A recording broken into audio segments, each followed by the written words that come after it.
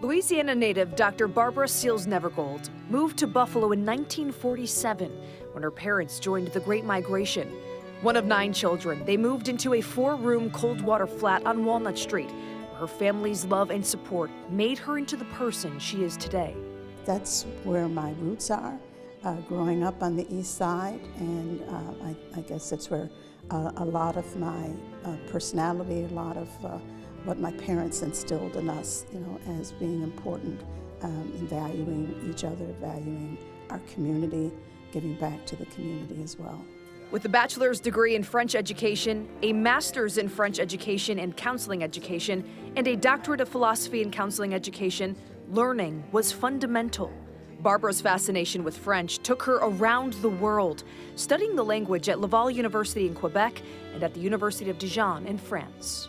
Knowing someone else's language, understanding their culture, being able to relate to it, I think enriches us personally, certainly enriches our community, and enriches our nation. Barbara's career started as a French teacher. She went on to work in health education, social work, and higher education administration before being appointed an at-large member of the Buffalo Public Schools Board of Education. She served as the board's president for 6 years.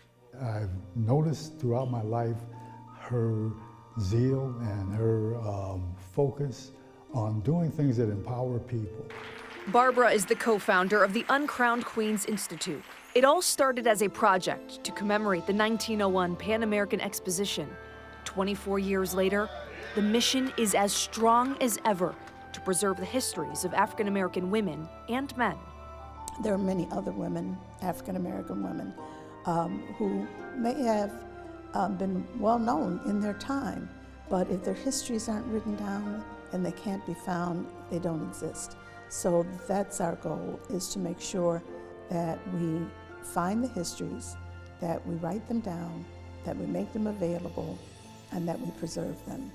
Barbara devotes her time to researching, documenting, and sharing the history of Buffalo's African American community, letting young people know there are giants here, role models they can aspire to be like.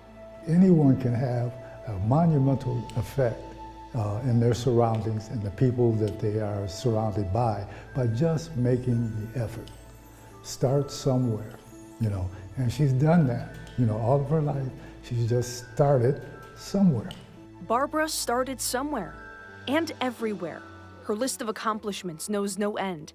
She has directed the Niagara Frontier Association for Sickle Cell Disease, served as the CEO of Planned Parenthood of Buffalo and Erie County, held a number of leadership roles on local and national boards, showcased exhibits, written books, and won awards. Everything Barbara does is woven together by a common thread. And I always connect them that, one, there was education involved in all of those, and 2, I was working with people. She's lifted up so many people, not only in our community, but across the country. And that's important in this day and age. You want to have involvement with each other that enhances everyone.